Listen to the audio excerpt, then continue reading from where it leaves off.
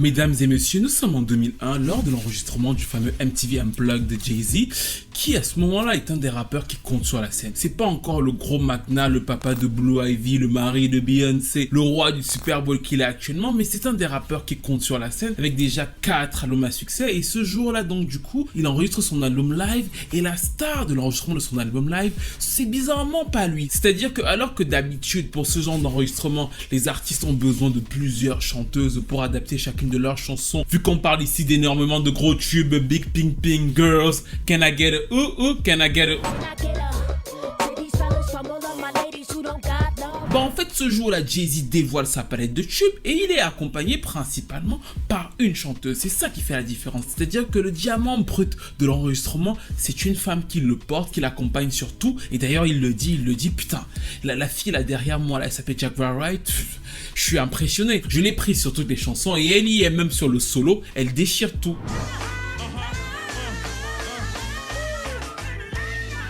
She's going through so many different songs with me. Like those songs are different people at different times, and she's keeping up with all the different voices and sounding beautiful in each one. C'est l'un des grands moments, voire le grand moment de la carrière de Jacqueline Wright, même si à ce moment-là justement, elle a tout pour devenir l'une des grandes dames de la neo-soul. Parce qu'elle fait partie de ce mouvement musical, représenté par des icônes aujourd'hui comme D'Angelo, Maxwell, Erykah Badu, cette espèce de mélange entre la soul classique, des influences hip-hop, qui va être impulsé par des groupes comme The Roots, le mouvement Soul Carriers. Bah en fait, Jaguar Wright est dans cette mouvance-là parce qu'elle se fait repérer par les membres de The Roots, notamment Questlove en 99. Ils la trouvent super talentueuse, ils la font partir en tournée avec eux et elle devient un peu l'une des femmes qu'ils mettent en exergue. Dans la fameuse pub pour Coca-Cola, c'est elle qu'on voit.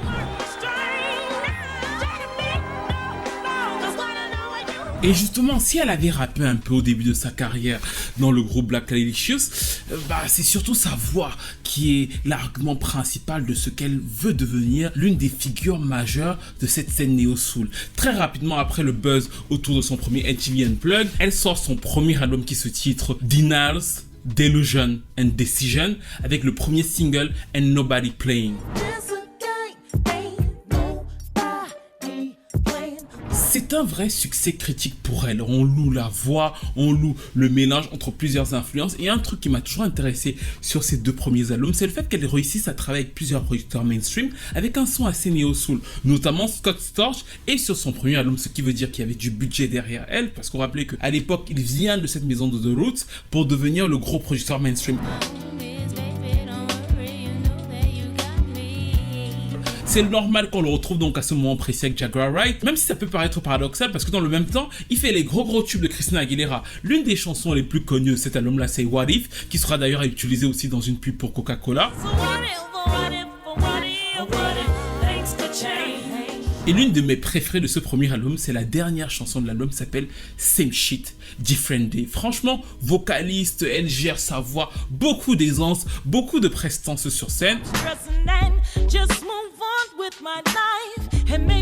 À l'époque, beaucoup pensent que ce sera l'une des nouvelles divas de cette scène-là, en concurrence de Jill Scott, Vivian Green, mon éternel bébé, ou encore, bien évidemment, Erykah Badu. 300 000 exemplaires pour un album de Neo Soul en 2003, c'est pas ouf, mais il y a une bonne presse, donc du coup ils se disent, on enregistre directement le second album, ils y vont directement, et donc elle se lance dans la machine, et c'est à partir de là que va apparaître l'un des drames de la carrière de Jaguar Wright, parce qu'à ce moment précis, même si on la voit resplendissante, jolie, elle a déjà enchaîné plusieurs drames familiaux, et là elle va avoir son premier drame musical, à savoir que le label n'a plus d'argent. Le label qui la produisait et qui produisait son nouvel album en 2003 est obligé d'annuler la production de cet album-là, ce qui veut dire que alors qu'elle était sur la bonne lancée, d'avoir une bonne carrière avec un second album en 2003 pour pouvoir continuer dans cette bonne mouvance, bah en fait elle est tout de suite stoppée, parce qu'il n'y a plus de fonds, et on annule la sortie de l'album. Ce qu'elle va faire, c'est qu'elle va signer sur un autre album. L'album, pour ceux qui s'en souviennent, va filtrer sur internet, et sur le nouveau label dans lequel elle va signer, elle va reprendre certaines des chansons de cet album de 2003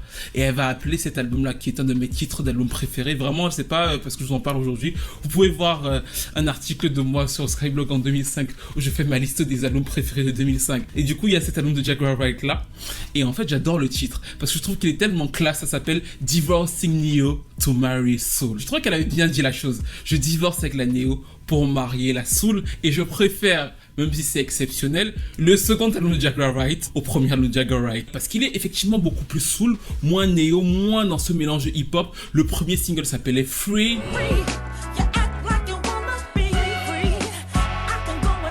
Bon, il va inévitablement flopper, mais il y a énormément de chansons que j'aime dans cet album, notamment Told Ya, I Told Ya. J'ai écouté ça 200 fois.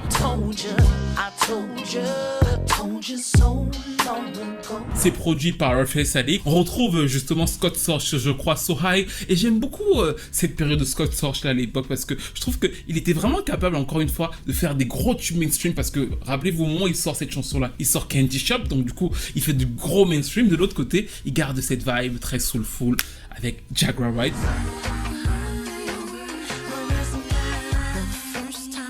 Un album qui ne va pas se vendre, et à partir de ce moment, elle a vu qu'elle se fait virer par sa seconde maison de disques, que commence, ou alors que rejaillit la descente aux enfers.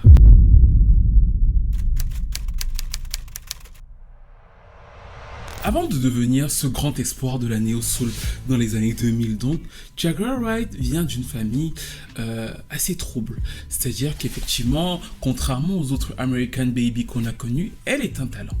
Elle a beaucoup de talent, elle a beaucoup de verve. C'est une petite fille un peu normale qui se retrouve entre deux parents pour le moins cruels. C'est-à-dire que le premier papa est schizophrène, diagnostiqué comme tel, et il va avoir des attitudes assez violentes avec ses deux enfants. Right before puberty, things got weird. The more I became a girl, the weirder Dad got with me. C'est-à-dire que les enfants sont souvent frappés, Jaguar est souvent tabassé. Were there whoopings in your family? Oh my God, yeah. I preferred my dad because Daddy was fast and quick justice. Et on pourrait se dire dans ce genre de cas qu'elle aurait pu trouver refuge ou alors au moins une sorte de complaisance chez la mère. Sauf que la mère a, d'après, et là franchement c'est un avis personnel, j'en fais très peu, mais d'après les dires de Jaguar, moi je pense qu'on est on est chez une mère tortionnaire, carrément, moi je dirais que c'est ça, parce que ce qu'elle décrit, moi j'ai rarement vu des trucs comme ça. Elle explique que sa mère prenait une passion assez particulière à les frapper, elle et ses frères et sa sœur. Ce qui va donc donner des scènes absolument horribles, et notamment sa mère a attendu à plusieurs reprises pour les frapper, de les asperger d'eau. C'est-à-dire qu'elle avait une espèce de malin plaisir, si elle t'asperge d'eau, ou alors pendant que juste... je suis désolé de rigoler, mais parce que ça me semble ubiesque, je ris jaune, mais pendant que tu es en train de te laver, et donc du coup, ta peau est un peu molle, c'est à ce moment précis qu'elle vient avec la ceinture, et elle te plus fort parce que ça te laisse plus de marques, et en fait tu ressens encore plus la douleur. Donc en fait les enfants seront clairement torturés, et elle décrit certains épisodes de baston comme étant des épisodes de Norman Bates. She waited for me to get in the shower, for my skin to get soft. And she came in the bathroom and I seen her lurking and she pulled back the curtain. Ce cocktail horrifiant va donner lieu, sans surprise, à une famille totalement troublée. Jaguar et sa sœur vont avoir des rapports totalement désastreux. Et Jaguar décrivant sa sœur comme étant une psychopathe, mais en même temps, quand on comprend que sa sœur mangeait de la bouffe avariée, c'est-à-dire que des fois sa sœur oubliait de la bouffe sur l'évier, donc du coup l'évier était rempli de nourriture avariée, en fait sa mère lui disait tu vas tout manger en fait. Donc like my sister, if she wouldn't wash the dishes and left and the sink started to get stinky and the rag and the dirty food and all of that, my mom made my sister eat that shit. Avec ce genre de traitement, la sœur est devenue elle-même une sorte de bourreau, et Jaguar a dû subir des violences de sa sœur, et c'est intéressant parce que sur le long terme elle va finir par justifier le fait que ses parents détestaient sa sœur parce que sa sœur elle-même était un démon. Tout ça va créer une ambiance familiale délétère qui va se justifier chez le médecin, c'est-à-dire que Jaguar très tôt dans sa vie, avant même qu'on ne la découvre, va être diagnostiquée bipolaire et schizophrène. Il y a plusieurs épisodes dans son dossier médical avant qu'elle n'arrive dans l'industrie musicale et qu'on ne voit son talent, où on dit effectivement qu'elle a des comportements assez graveleux. Il y a un épisode qui est décrit quand elle est au lycée où elle se bat avec une élève et elle la poursuit avec une brique, menaçant de l'envoyer voir Aaliyah. Même si Aaliyah a été encore vivante à ce moment-là, vous avez compris ce que je veux dire. Il se trouve que malgré tout, son talent va prévaloir, et à partir de 2005, quand le second album aussi flop, sachant qu'elle n'a pas non plus une énorme notoriété et qu'elle fait face à des filles qui se sont totalement installées comme Erykah Badu, qui, il faut le savoir, est sa cousine. Erykah Badu, c'est la cousine directe de Jaguar Wright, du côté de son père. D'ailleurs, le vrai nom d'Erykah Badu, c'est pas Erykah Badu, c'est Erykah Wright. Et Jill Scott notamment, qui sont les deux noms qui reviennent souvent dans son esprit. À partir de 2005, n'étant d'apparence pas rentable pour une chanteuse, cette Kabila, elle va petit à petit quitter la visibilité. La seule fois où moi personnellement je vais la revoir, je vais faire un article sur elle, c'est en 2009 quand elle revient avec un EP.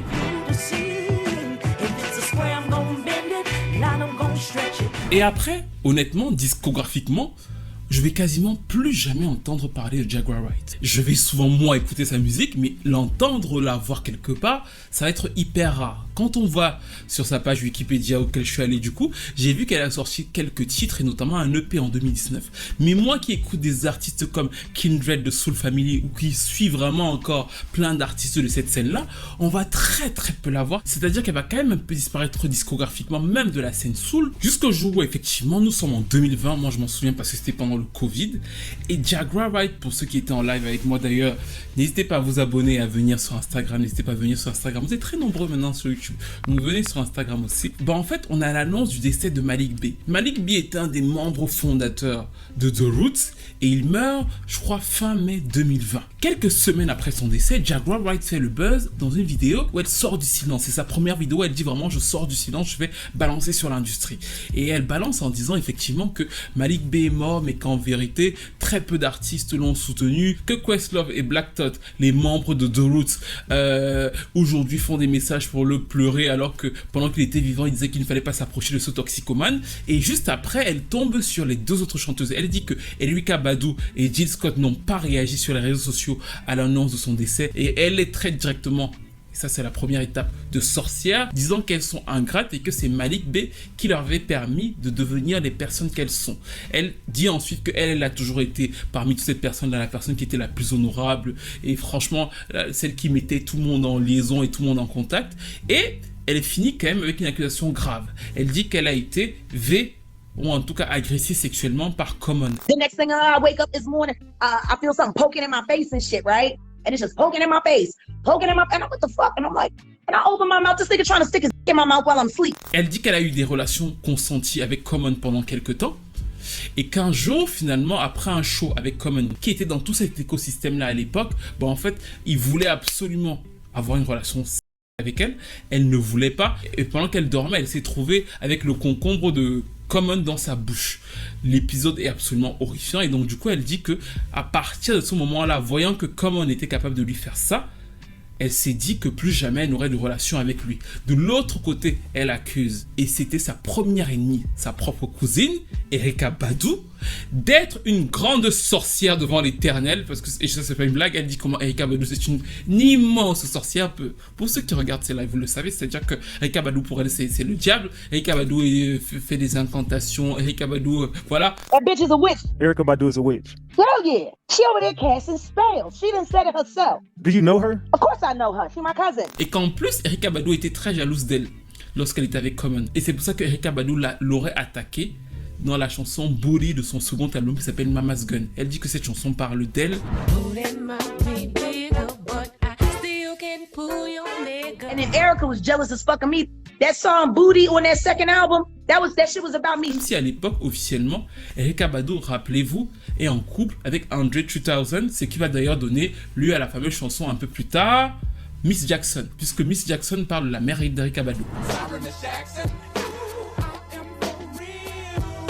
Mais Jaguar Wright, dans son récit, explique que la chanson Booty est une chanson de jalousie d'Erykah Badu contre elle, sa cousine, face à sa relation avec Common. Tout part de là.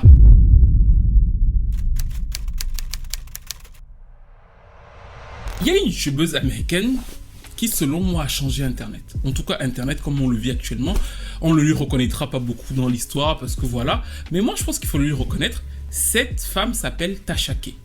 Tasha K, c'est une youtubeuse américaine gossip qui sévit sur la toile depuis plusieurs années. Et en fait, moi, je ne regardais pas Tasha K. Mon meilleur ami, en revanche, regardait beaucoup Tasha K. Et en fait, il parlait toujours d'elle. Et au début, il me disait tout le temps, c'est la meuf qui a le verre avec le vin. Moi, je regardais pas beaucoup. Je connaissais pas. Sauf qu'il m'envoyait des vidéos d'elle qui avait des interviews précises d'invités, qui avaient des grosses révélations à faire. Donc, Tasha K avait toujours des espèces d'invités. C'est d'ailleurs elle qui avait été citée dans le procès de R. Kelly, parce que R. Kelly était convaincu que c'était à cause d'elle qu'il est tombé. Et je trouve d'ailleurs que quand il a commencé à se plaindre lui-même ouvertement de ça, elle a fait un back down. C'est-à-dire qu'elle a commencé à mesurer les personnes qu'elle a interviewées. Elle a été moins à même de faire venir, parce que c'est ce que Tasha K faisait. Les gens qui s'exprimaient, les gens du dehors, les histoires un peu scabreuses du game qu'on ne connaissait pas et tout. En fait, si tu as une histoire à raconter, tu vas chez Tasha K et tu parles. Et donc, quand Tasha K a vu Jaguar Wright, qu'est-ce qu'elle s'est dit? Elle s'est dit, waouh, bonne idée, je vais la faire venir sur mon show. C'est donc comme ça que l'une des premières grosses interviews de Jaguar Wright, c'est chez Tasha K. Et Tasha K donc lui demande, et donc là, Jaguar Wright commence à dévoiler son discours. Elle va répéter quasiment les mêmes choses qu'on vient d'entendre, c'est-à-dire que Erykah Badu est une sorcière, Common lui a fait un abus sexuel, The Roots sont des traîtres, des sadiques et tout, chose à laquelle les The Roots vont répondre en signalant que l'une des raisons pour laquelle ils avaient cessé de travailler avec elle dès le début, c'est parce qu'elle avait des problèmes de santé mentale. Ça, c'est ce que plusieurs membres de The Roots, lors de la polémique, vont répondre sur internet et ils vont s'en éloigner. Sauf que Tasha K, avide de son petit buzz, va inviter Jaguar Wright et elles vont se mettre à parler. Et c'est là que Jaguar Wright va commencer à raconter toutes les histoires qu'elle connaît sur l'industrie. Elle s'est mise à raconter que oui, effectivement, elle s'est trouvée dans un studio avec R. Kelly et que R. Kelly avait plein de jeunes filles et qu'il y avait des membres de The Roots et qu'elle a dit aux membres de The Roots, mais comment vous pouvez laisser faire ça? Et ils lui ont répondu, c'est parce qu'ils rapportent des millions de dollars au game, ferme ta. Donc du coup, elle a laissé faire les abus elle aussi parce que voilà, on lui a dit ça et donc du coup, on lui avait aussi dit dans le game que si elle parle, on va la tuer. Et tout de suite après, ce qu'elle va faire et qui va être son gros coup, c'est qu'elle va commencer à parler de Diddy. Mais le fait qu'elle parle de Diddy n'est pas innocent. Tasha K était déjà sur l'affaire Diddy. Je vous en ai parlé parce que quand j'ai fait ma toute première vidéo sur l'affaire Cassie Diddy, et franchement cette vidéo là j'ai fait en peut-être 2-3 jours après la plainte de Cassie. Donc j'ai pas eu beaucoup de jours, c'était vraiment un débit clean en fait cette vidéo. Il n'y a même pas beaucoup de rush. Pourquoi? Parce que je me rappelais très bien des interviews de Tasha K avec les anciennes partenaires de Diddy qui étaient déjà sur internet. Et je rappelez-vous que j'avais dit que l'affaire Diddy aurait pu passer avant l'affaire R. Kelly. Sauf que vous n'écoutiez pas parce que vous étiez trop focalisé sur l'affaire R. Kelly. Je vous avais dit, si vous prenez les mêmes schémas, en fait, lui aussi peut tomber. Mais vous n'écoutiez pas. Et l'une des raisons qui m'avait confirmé ça, c'était les interviews de Jane Gill, l'ancien garde du corps de Diddy qui était déjà sur internet, et les interviews de Tasha K qui était déjà sur le cas de Diddy avec les anciennes partenaires de Diddy et notamment les rivales de Cassie. Là, quand elle fait venir Jaguar Wright, bizarrement, nous confirme tout ça. Elle dit effectivement que Diddy est un trafiquant sexuel, Diddy a énormément de meufs, Diddy couche avec des hommes, enfin, elle raconte tout ça. My focus right now is Sean Combs, and he's using music and entertainment to sex traffic. Tamika knew she could get Usher because she had evidence of what he was doing with the diddler. The last Freak Off tape that just got sold on the darknet, which I know because I monitor, went for $500 million. It had multiple stars in it. Nicki Minaj, Rihanna, Chris Brown, Justin Bieber, Drake. He's just an extreme narcissist who loves power because he was victimized by his mentor who loved to control people, Clive Davis. L'interview est croustillante de fou. On lui demande d'ailleurs de qui elle a peur dans l'industrie. Elle dit qu'elle est poursuivie par Clive Davis. Clive Davis, pour ceux qui ne le savent pas, c'est l'ancien magnat de l'industrie qui a donc fait Whitney Houston, qui a fait la carrière d'Alicia Keys, qui a fait la carrière d'Aretha Franklin, enfin Janis Joplin. Et elle révèle aussi que bien évidemment Clive Davis a tué Janis Joplin et il a aussi tué Whitney Houston. Ça buzz. I've been being followed for the past month and a half. By who? If you were to come up missing and dead, who did it? Can't tell you who done it. I can tell you who wanted it, and it will most definitely be Clive Davis. So you think Clive is looking for you? Oh, I know he's looking for me. I know he's worried about me, and he should be. Jaguar Wright devient, à partir de 2021 et tout, une des petites icônes de la scène, on va pas dire complotiste, mais de la scène parallèle d'internet. Et il faut vous souvenir qu'il y a une chose super importante, elle est payée pour ses interviews, c'est-à-dire que ce n'est pas gratos en fait, elle vient parce qu'il y a un cachet et donc elle parle, et petit à petit elle commence à avoir d'autres gros digs, et plus les digs sont gros, plus les révélations sont de plus en plus grosses. Elle va aussi expliquer que Jennifer Hudson a été placée dans le game pour la remplacer parce qu'elle fait un parallèle entre le fait que Jennifer Hudson quitte American Idol à partir de 2005, Jennifer Hudson n'est rien du tout, Jennifer Hudson tombe sur Clive Davis, et donc du coup Clive Davis, qui est la personne qui veut l'assassiner, lui a volé sa vie et sa carrière et il l'a remplacé en réalité par Jennifer Hudson, parce qu'effectivement ce sont deux femmes un peu en surpoids qui chantent un peu de la soul, et encore une fois on ne peut pas nier le talent vocal de Jaguar Wright jusqu'aujourd'hui. Je voyais les gens se foutre de sa gueule en la voyant reprendre le titre Mary J. Blige chez elle, mais je trouve que sa version est pas si mauvaise en fait. All that I can say, all that I can say. Et donc elle dit que Clive Davis a pris Jennifer Hudson pour la remplacer elle, et Jennifer Hudson n'ayant pas assez de poids pour pouvoir faire carrière, a vendu sa famille. Parce qu'il faut se souvenir qu'en 2008, jusqu'après que Jennifer Hudson ait gagné son Oscar et ait sorti son premier album avec son Grammy Award, en fait, un homme a tué sa mère, son frère et son neveu. Cause I'm sick and tired of a bitch who was willing to sacrifice her own family and everybody thinks she great. Je trouve toujours que son insistance sur Jennifer Hudson est intéressante, à l'instar de Erykah Badu, parce qu'elle fait bien le parallèle en disant que c'est au moment où elle chute et disparaît que Jennifer Hudson ment. Pourquoi? Parce que elle, c'est effectivement une femme qui sacrifie des gens. Partant de là, il va y avoir donc d'autres médias qui vont la contacter et petit à petit, elle va continuer à diffuser de nouvelles histoires. C'est-à-dire que les histoires s'ajoutent au fil de l'actualité. Aujourd'hui, par exemple, elle parle beaucoup de Justin Bieber, mais moi, je me rappelle qu'en 2001-2002, elle parlait beaucoup de Tevin Campbell, très bon chanteur de R&B qui a commencé dans l'industrie très jeune, et elle disait que Tevin Campbell avait été pimpé et prostitué par plein de gens, notamment Clive Davis dans l'industrie musicale, que Kevin Campbell était un toxico, qui avait été prostitué à plusieurs hommes, c'est pour ça qu'il a fait carrière, et c'est pour ça qu'il a chuté après. Donc elle racontait ça à foison jusqu'au jour où Tevin Campbell a fini par la confronter sur internet en lui disant que la prochaine fois il va la trouver, la faire passer à tabac et ça va finir devant les tribunaux. À partir de ce moment-là, elle n'a plus parlé de Tevin Campbell, mais elle a continué sa tournée médiatique et là il va y avoir un hic. Le hic, c'est bien sûr pour moi la créatrice de tout ça, à savoir Tasha K. Quand j'ai vu que Nicki Minaj était associée à elle, moi j'ai beaucoup rigolé parce que Tasha K, c'est vraiment une chose qu'on peut lui reconnaître, c'est qu'elle est une amie de personne. Non, j'ai pas d'amis. Quand elle a vu que Jaguar Wright prenait de l'ampleur, elle s'est posé une question intéressante, qui est la question que vous devez vous poser. Jaguar, là, qu'est-ce qui se passe effectivement dans sa vie? Et c'est donc Tasha K qui va commencer à faire des propres recherches sur Jaguar Wright. Elle va parler à la sœur de Jaguar Wright, la fameuse sœur, voilà, qui va confirmer que Jaguar Wright ne va pas bien, qu'ils ont toujours su que Jaguar Wright était bipolaire. Elle va diffuser ça dans ses lives. Ensuite, elle va découvrir que Jaguar Wright, qui est marié, a fait partie elle-même d'une secte. Cette secte s'appelle la Carbon Nation. C'est un mouvement un peu scabreux aux États-Unis et elle était très active dans ce mouvement-là. Et il y a d'ailleurs un épisode qui est souvent ressorti sur Internet où on la voit dans sa voiture avec le pasteur de la Carbon Nation et son mari énervé et elle est complètement en transe et elle se met à se verser sur elle les cendres de son enfant décédé parce qu'effectivement, l'un des événements majeurs et dramatiques de la vie de Jaguar Wright, c'est qu'elle a eu un enfant qui est mort et elle se balade dans une voiture avec les cendres de son enfant accompagnée de son pasteur. Elle est énervée contre son mari et elle dit plein de choses qui semblent complètement délirantes et elle commence donc à un moment à se renverser les cendres sur elle pendant que le pasteur de la Carbon Nation la regarde. Oh my son, they're all dead. No, they're all dead. They're all dead. They're all dead.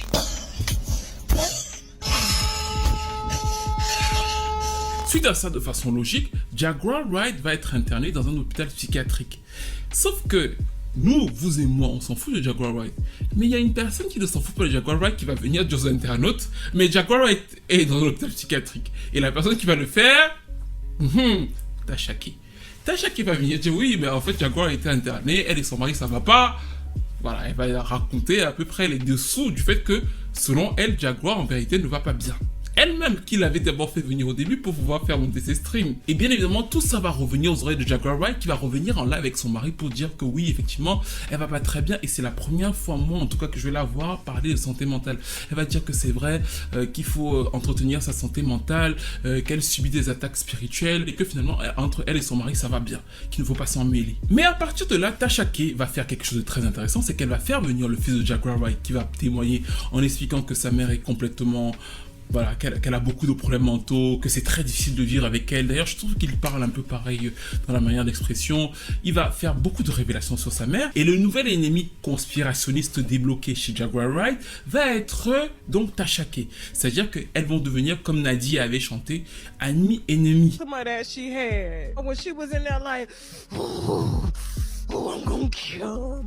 And then Solar was like, Jag, listen to me, Jag. And she's like, oh, I'm gonna kill her. De la même façon que Tasha K va venir en disant qu'effectivement il faut faire attention parce que cette femme ne va pas bien, il faut même d'ailleurs commencer à lui couper autant d'exposition. De l'autre côté, Jaguar Wright va dire que Tasha K fait partie des personnes qui la persécutent, Tasha K a envoyé des gens pour la tuer, Tasha K et Clive Davis la poursuivent dans les rues. Une fois elle va se faire arrêter par la police pendant qu'elle était en live. Done from where they fucking stood on my back with the fucking handcuffs. Where's the fucking number?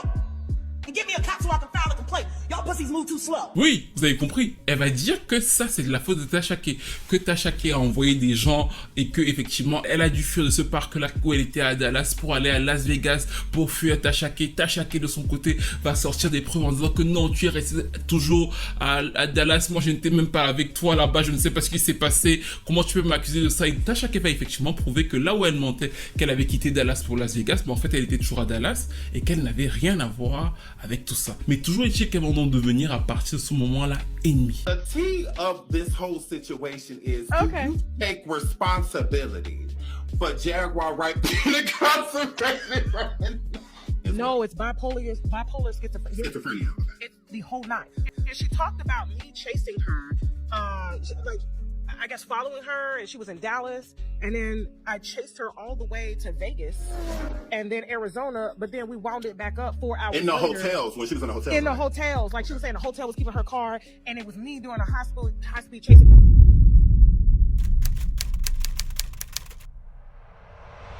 What made you want to share this information with the world? Because sometimes some people will know these things and they'll take it to their grave. I know from my heart the fact that they went so hard to try to dispel what I was saying. You don't resemble R. Kelly Aaliyah to a T. Yeah. What would you say to that as far as someone saying that, hey, you don't look like your dad, you don't look like your mother, you know, normally... I have two words, DNA and biology. La jeune dame que vous venez de voir, c'est la fille de R. Kelly et de Aaliyah. Officiellement, R. Kelly et Aaliyah n'ont pas eu d'enfant. Vous le savez. Mais Jaguar Wright nous a présenté cette jeune fille il y a quelques semaines. Et effectivement, pour elle et ses adeptes, c'est la fille de R. Kelly et d'Aaliyah. Il n'y a pas de test ADN, il n'y a rien. Mais Jaguar Wright l'a dit et donc ses adeptes y croient et partagent à foison cette jeune dame qui se prétend être cet enfant qui en vérité n'a jamais existé. On n'arrive pas à savoir comment ni quoi. Les seules interviews d'elle, et c'est d'ailleurs intéressant qu'on a, c'est des petits extraits d'elle qui expliquent qu'effectivement elle est cet enfant-là. Ce qui nous ramène au point principal de cette vidéo et de cette affaire.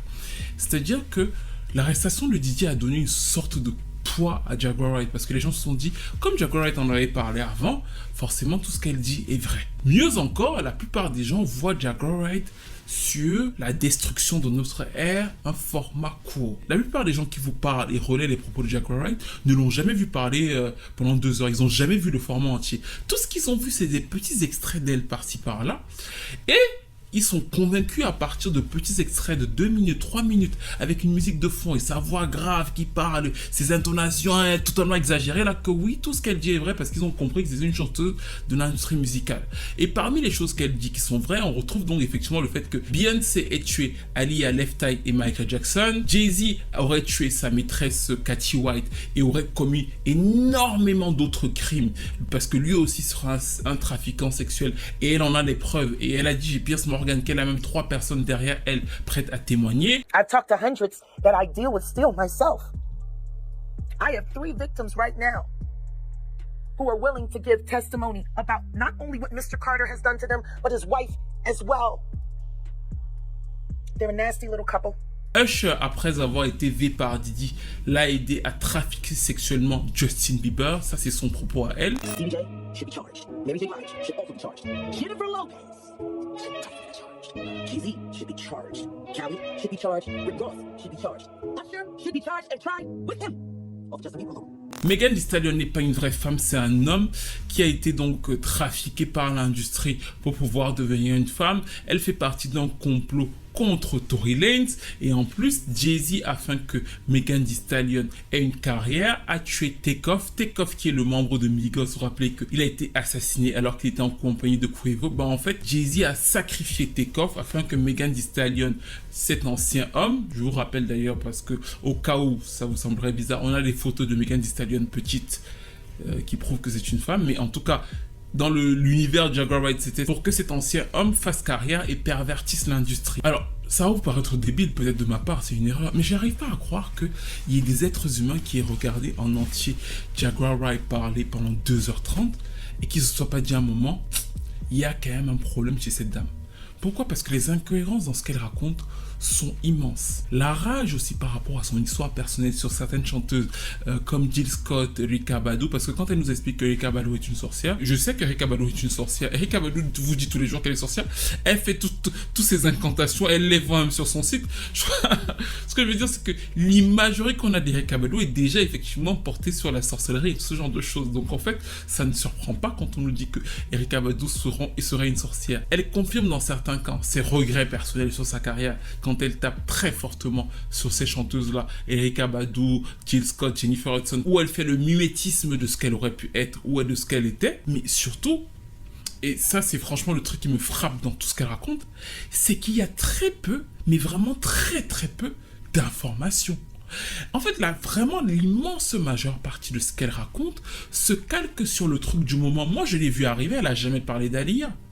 Elle a commencé à parler d'Aaliyah au moment où les gens ont tapé sur Aaliyah et Beyoncé. Il y a 1 an et demi, elle a récupéré ça, elle l'a rajouté dans son discours et je comprends effectivement pourquoi elle est obligée à chaque fois d'adapter son discours à l'ère qui arrive. Elle peut pas se concentrer sur son créneau de base qui était de dénoncer les membres de The Roots et de Common qu'elle a connus. Elle est obligée parce que plus la vitrine est grande, d'agrandir son cercle de choses. Et je trouve que ça se voit. Quand elle parlait de Diddy au début, elle n'a jamais parlé du baby oil.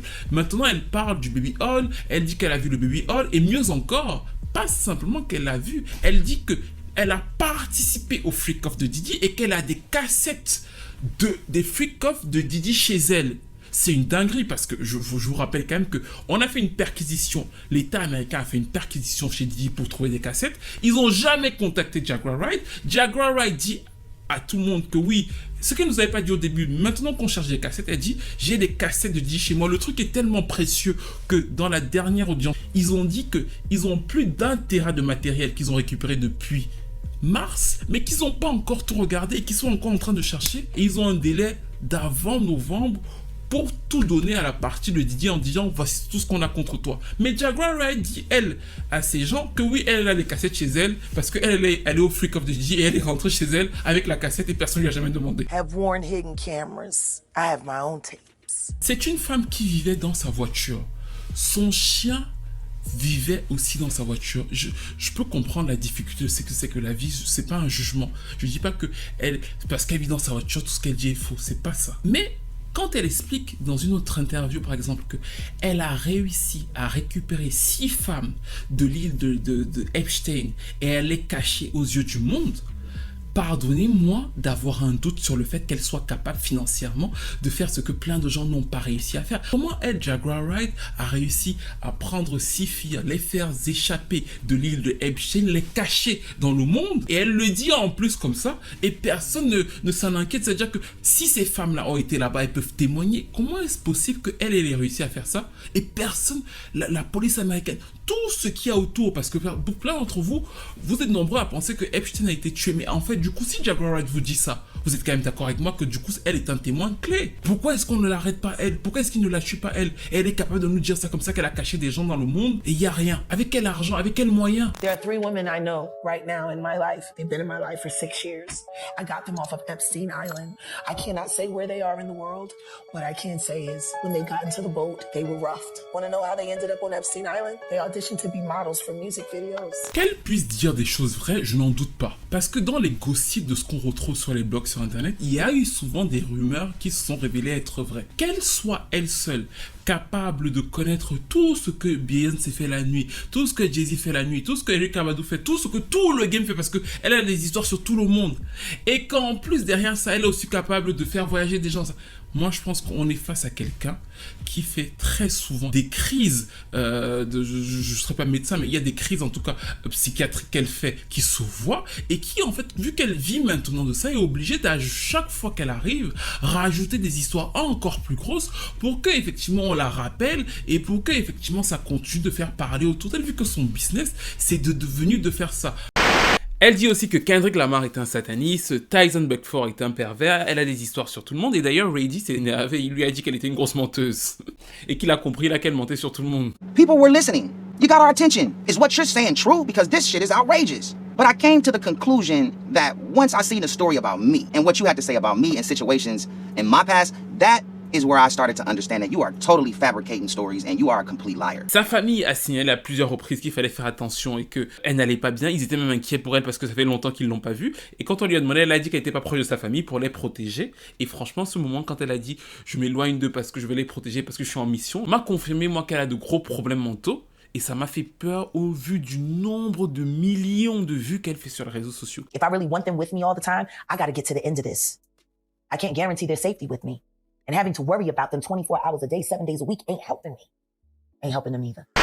De l'autre côté, si quelqu'un lui porte plainte, la personne n'a pas intérêt parce que, encore une fois, c'est David contre Goliath. Ça ne va faire que la renforcer dans son audimat qui est en fait pour moi destructeur parce que cet audimat-là, qui ne fait que la suivre dans tout ce qu'elle dit, pour beaucoup font semblant d'ignorer que c'est une femme qui est exploitée. C'est une femme qui a des problèmes mentaux et c'est pour ça que j'ai bien rappelé l'histoire de Tasha K parce que, et je ne l'avais jamais vu avant de vous préparer cette vidéo, j'ai finalement vu que Tasha K a pensé ce que j'ai toujours pensé. J'ai vu qu'elle l'a dit dans un live, que Jaguar ne fait que répéter ce qu'elle lit dans les blogs. Et je me suis dit, donc en fait, elle a finalement compris, vu que c'est elle qui nous a créé ça. Everything that Jag is saying, G Deal is already said. Jag watches a lot of the blogs and regurgitates it and makes it entertaining. But when I slowed down that part, I said, but this is who y'all are believing. We did a full-fledged 3-series documentary on Jag and her family. Her whole family told you that lady ain't wrapped too tight. But now I'm responsible for her being arrested for stealing a car. Ce n'est pas une lanceuse d'alerte comme vous pensez. Quand elle parle de Bruno Mars, du casino en disant Bruno Mars que tu vas faire des tournées jusqu'à la fin de ta vie, ben en fait c'est pas un truc qu'elle a créé.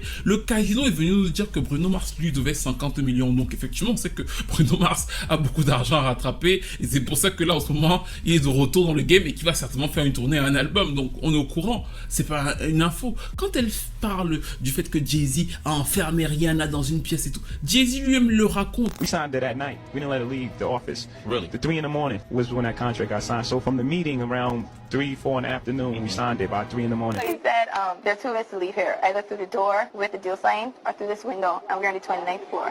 Il faut aussi qu'on reprenne les choses dans leur contexte. Quand on dit que oui, on a fermé la porte, c'est Jay-Z même qui le dit. Il dit, elle était tellement talentueuse que j'ai fermé la porte pour qu'on reste dans la pièce pendant plusieurs heures avec les producteurs de Rihanna. Mais là, il n'a pas implicité, vu que ça nous a pas choqué à l'époque, qu'il était en train de Rihanna pendant des heures.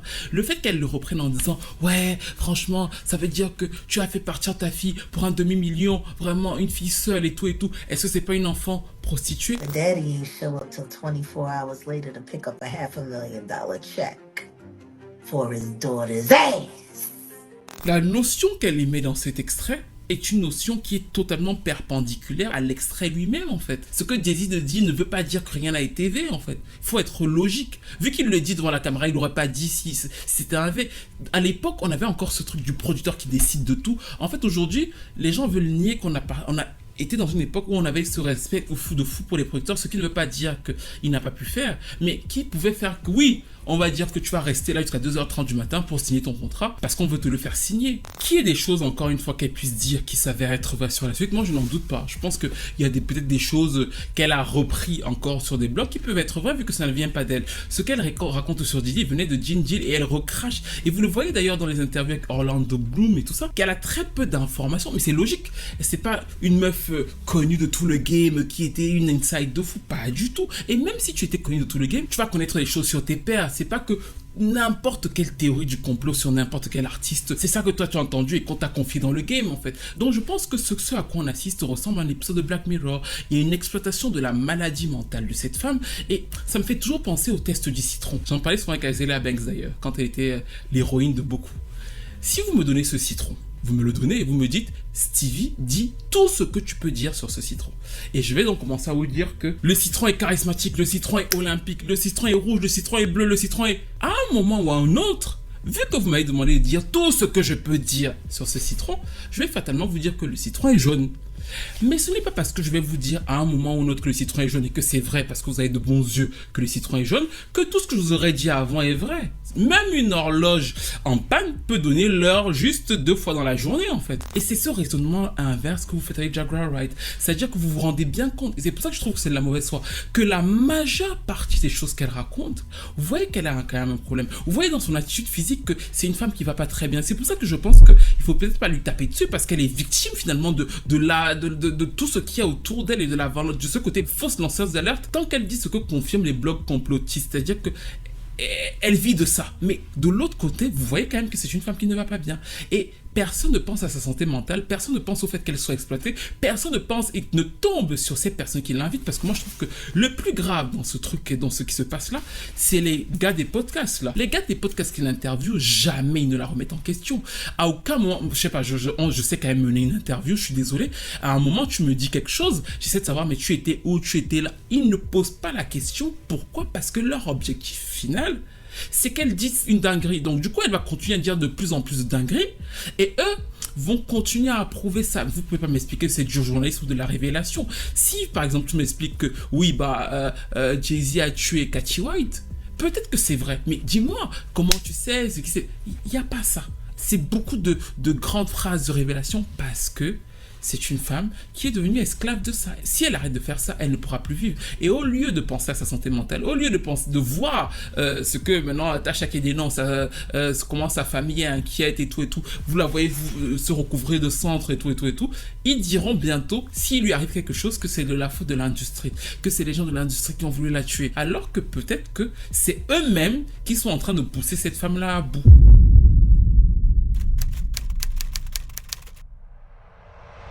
Elle révèle aussi que Tyla est un agent de la CIA qui a été recruté pour pouvoir se faire passer pour une pop star afin de nous faire oublier le nouvel ordre mondial. Est-ce qu'elle était en Afrique du Sud? Non. Mais est-ce que vous comprenez comment ça se chemine? C'est-à-dire que comme Tyla est dans l'actu et qu'elle doit être dans l'actu et qu'elle doit parler du fait que les Afro-Américains détestent Tyla, il fallait trouver quelque chose contre Tyla et donc de fait, elle leur dit que Tyla est un agent de la CIA et bien évidemment, ces gens-là qui étaient à Pretoria, à Johannesburg, y croient. Maintenant, pour être tout à fait honnête avec vous, je n'ai aucun souci avec le fait que les gens croient ce que Jaguar Wright dit. En vérité, je m'en tape parce que finalement, Jaguar, c'est leur tantine, voilà, ils peuvent pratiquer le virus de la tantine de WhatsApp et si vous y réfléchissez bien, c'est eux qui ont très souvent un problème avec le fait d'être contredit.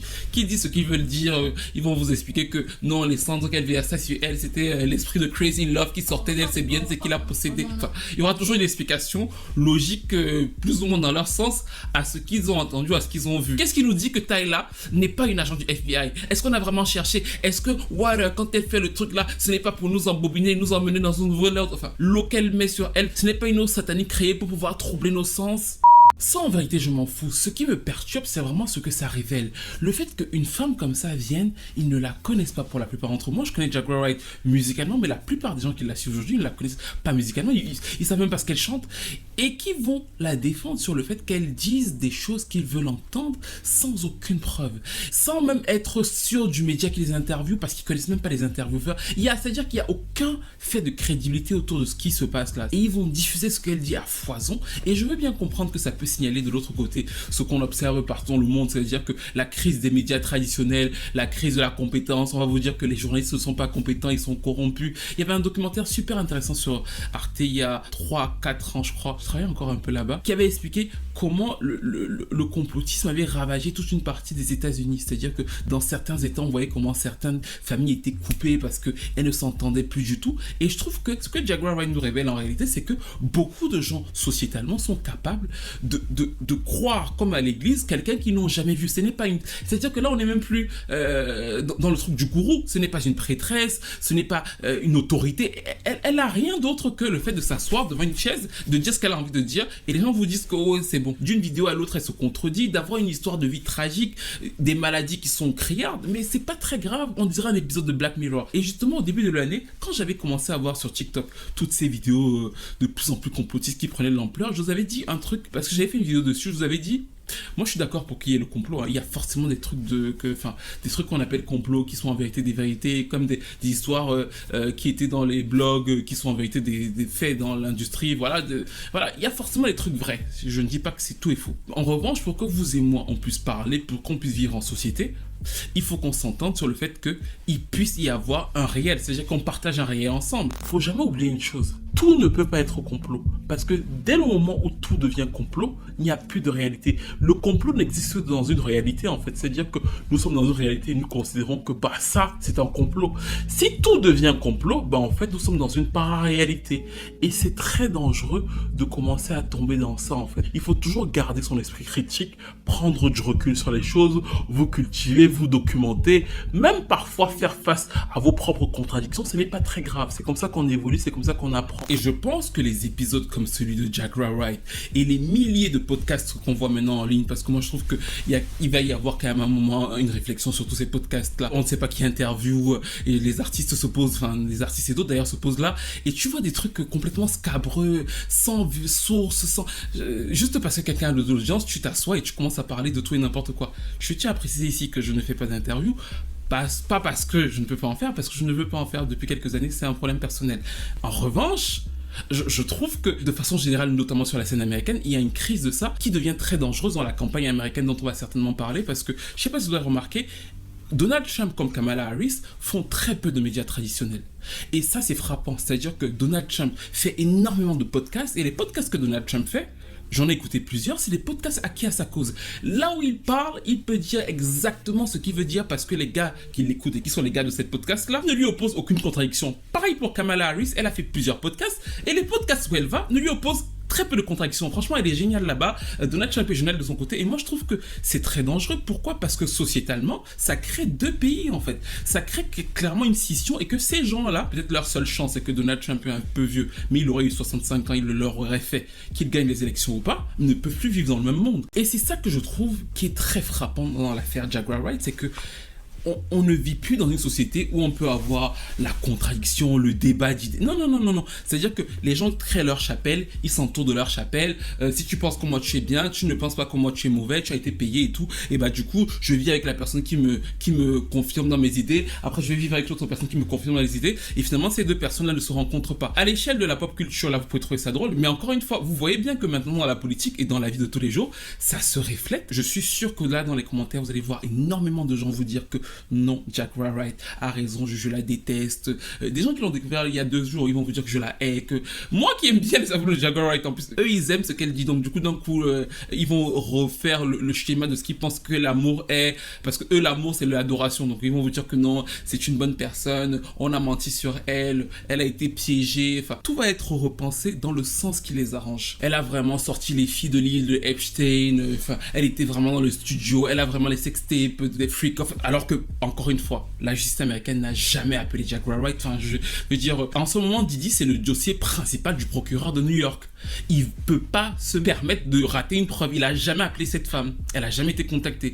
Mais elle raconte tout ce qu'elle veut sur Internet et ses fidèles sont avec elle. Non, mais c'est un truc de... Elle dit qu'elle a des cassettes de... Et je veux vraiment que vous vous rendiez compte. Elle a des cassettes des freak-off chez elle. S'il y a des mineurs dessus, elle a des trucs potentiellement capables d'incriminer Diddy et elle est chez elle et personne ne l'appelle. Et il y a des gens qui croient ça. Non, mais non, mais moi je trouve qu'elle est révélatrice d'une crise sociétale extrêmement grave, accentuée par les réseaux sociaux et qui devra peut-être se terminer, parce que moi c'est ma théorie, par un système à la Chine. Moi j'ai toujours détesté ce système-là, mais en tout cas je pense que ce qui finira par nous unir, nous remettre en société, en tout cas dans plusieurs sociétés occidentales, c'est le système chinois. C'est-à-dire qu'on va nous mettre un crédit social, vu qu'on est déjà dans Black Mirror. En fait, avant j'avais très peur de Black Mirror. Vous vous rappelez des épisodes, j'avais très peur qu'on arrive dans Black Mirror. Nous sommes déjà dans Black Mirror. Donc du coup tout ce qu'il faut pour qu'on régule, c'est qu'on mette tous des crédits sociaux et qu'en fait tout ce qu'on dira sur Internet sera relié à nos vies de tous les jours. C'est-à-dire que tu dis que Jaguar Wright est une génie, tout, en fait ce sera relié à ton crédit social. Tu mets un commentaire sur Internet, c'est relié à ta banque, à tes études, à tout ce que tu fais. Tu as un crédit social qui compile tous tes actes, tes faits et gestes, et partant de là, je pense que si on arrive à ça comme les Chinois arrivent, ça va réguler la société, et du coup, peut-être qu'on aura moins de liberté d'expression, mais on sera peut-être obligé de faire l'IA. Moi, j'ai rien contre, je m'en fous de Kamala Harris de Trump, on analysera ça de façon très neutre. Mais en vérité, je pense que les personnes les plus à même de le faire sont tout à fait vos champions de l'opposition, les gens qui vous disent que oui, la liberté, machin. Quand ils arrivent au pouvoir, comme Jaguar Wright, quand elle est arrivée au pouvoir, elle a dénoncé Tachake, sa propre complice du début. Donc en vérité, le système vers lequel on va aller, parce que je pense qu'on va y arriver à un moment, le système chinois là, qui va tous nous contrôler, ne sera pas forcément impulsé par les personnes que vous pensez au début. Parce que quand on arrive au pouvoir, tout change. Bref. Nous arrivons donc à la fin de cette vidéo sur Jaguar Wright, mais qui était assez ouverte globalement sur ce qu'elle a dit, sur ce qu'elle n'a pas dit, sur les complots. Moi, je dois vous avouer que, voilà, vous connaissez ma position. Ça ne veut pas dire que tout ce qu'elle a dit sur les complots, sur Jay-Z, sur Beyoncé, sur Jennifer Hudson, sur Tyla, enfin, tout ce qu'elle pense de Megan Thee Stallion qui est un homme. Et encore une fois, Megan Thee Stallion qui est un homme, moi ça me fait sourire parce que je trouve qu'on vit dans des marronniers. Megan Thee Stallion était un homme comme Ciara était un homme il y a 20 ans. Moi, je m'en souviens très bien. Peut-être aujourd'hui, ça va vous faire rire parce que, en fait, ce qui me saoule dans les polémiques, c'est que quand c'est chaud, les gens sont à fond dedans. Quand ça passe un peu, ils font semblant de voilà. Ciara, franchement, pendant 2-3 ans, l'un des problèmes de sa carrière, c'est que les gens disaient que c'était un homme, un hermaphrodite. Et finalement, bah oui, Ciara n'est pas un homme, vous le savez. Et c'est exactement ce que Megan Thee Stallion vit, c'est-à-dire que le fait qu'elle dise que Megan Thee Stallion est un homme, ça passe bien parce que là, ils sont dans l'euphorie de fou là. Mais dans quelques années, ils se rendront bien compte que Megan Thee Stallion n'est pas un homme. Je vous ai donné la théorie du citron. C'est pas parce qu'une fois tu as dit la vérité que sur 10 000 choses tu seras vrai au fond. Et donc du coup, donnez-moi tous vos avis sur elle, ce que vous pensez de sa carrière, de ces 2 albums. Moi j'adore le second qui s'appelle donc Divorcing You to Marry Soul. Franchement, en termes de titre d'album, je le trouve trop classe en fait. Et c'est un très bel album pour le coup. Moi je pense qu'elle souffre beaucoup de ne pas avoir eu la carrière de personnes auxquelles elle s'identifie physiquement, à savoir Jill Scott, sa cousine Erykah Badu, ou encore Jennifer Hudson.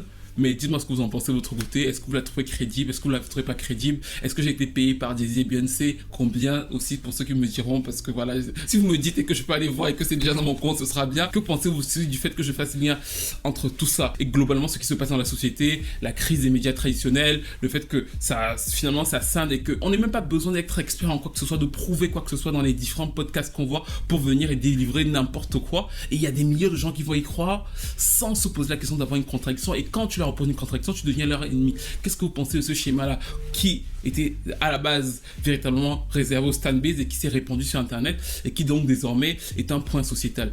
Comment le voyez-vous? Est-ce que vous pensez que Jaguar Wright est la lanceuse d'alerte qu'elle dit être? Quelle est votre chanson préférée d'elle? Surtout pour vous les grands fans de théorie du complot là. Dites-nous quelle est votre chanson préférée d'elle, parce que depuis que vous l'écoutez là sur Internet, on n'a pas vu ses chiffres de stream monter. Donc dites-nous aussi quelle est votre chanson préférée d'elle. Je sais pas, même quand elle parle de Mary J. Blige. Like Mary J. Blige was the hot shit on that show. I'm telling you, she wasn't. The applause that she had in Unplugged that y'all saw, they were my applause. They had to edit in applause because when she came and performed, everybody in the MTV studio just sat there and looked at her like she was something in the zoo. You ain't nothing but a fucking hood rat who sat there and has tried to get in the way of people who were greater than you. On peut critiquer Mary J. Blige, mais regardez le regard, la haine, quand elle, tout ce qu'elle dit sur Mary J. Blige, oui, Mary J. Blige supportait Kendu, Mary J. Blige c'est l'ami de Didi, mais la manière dont elle dit, le niveau de haine, franchement, je n'arrive pas à comprendre que les gens regardent ça et ne voient pas la frustration qu'il y a en elle. C'est pas tant le fait de dire des choses sur les gens, mais il y a un niveau de frustration dans son regard, dans son expression qui est flippant quand même. N'hésitez pas à me dire tout ça, et on se retrouve très vite pour une nouvelle vidéo.